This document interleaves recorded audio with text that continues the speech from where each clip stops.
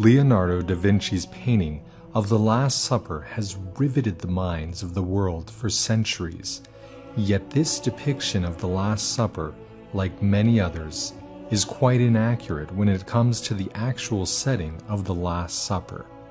Because of these depictions, we often picture Christ seated at the center of a long table, with his disciples on each side of him.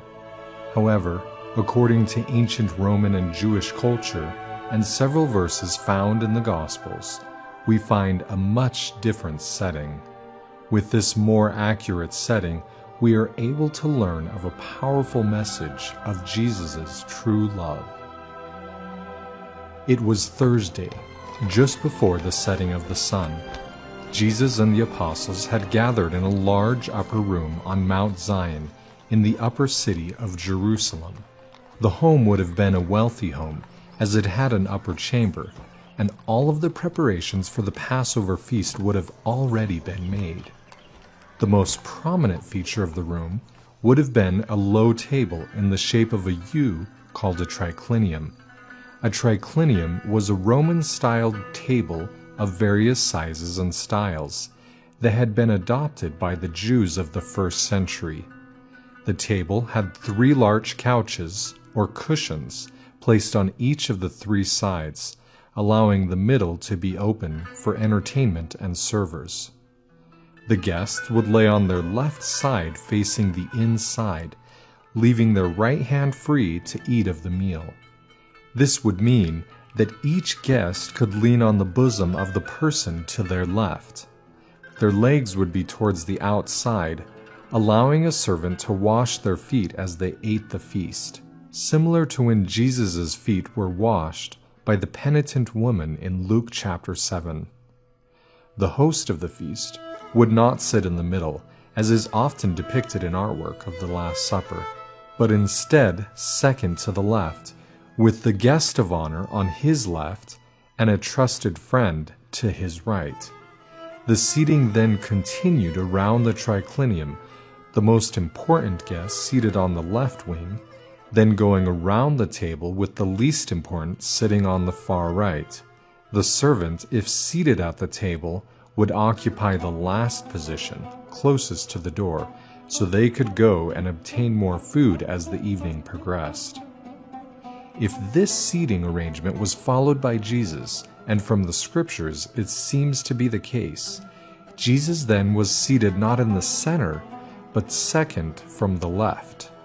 John 13:23 indicates that John the Beloved was seated to Jesus' right, as John had to lean on the bosom of Christ to ask of the identity of the betrayer.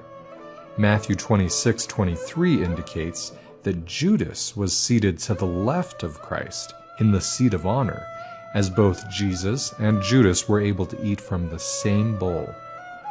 John 13:24 indicates that Peter was across from John on the right side, as he had to signal to John to ask Jesus who would betray him. This would mean that Jesus had placed the youngest apostle John on the side of eminence, while placing Peter, the chief apostle, in the seat of the servant. This would make sense, for according to Luke 22, there was strife among the disciples as to whom was the greatest. Always the teacher, Jesus said unto them, "But he that is greatest among you, let him be as the younger, and he that is chief as he that doth serve." To further teach Peter and the others of the importance of servant leadership, Jesus then washed the feet of the 12 disciples, including the feet of Judas. Peter, who Jesus had placed in the seat of the servant, was most likely responsible for washing the feet of the guests. Yet Jesus, the host and the greatest of them all, now acted as servant and washed their feet. This would explain the protest of Peter in John 13 when Peter says, "Lord, dost thou wash my feet? Thou shalt never wash my feet." Then Jesus teaches Simon Peter, "If I, then, your Lord and Master, have washed your feet, ye also ought to wash one another's feet. The servant is not greater than the Lord, neither he that is sent greater than he that sent him. This seating arrangement would also mean that Jesus placed Judas, who would betray him, in the seat of honor. It seems that to the very end, Jesus loved Judas and desired to teach him of his love by placing him in this most important seat. It was as if Jesus was trying to give Judas one less reason to betray him.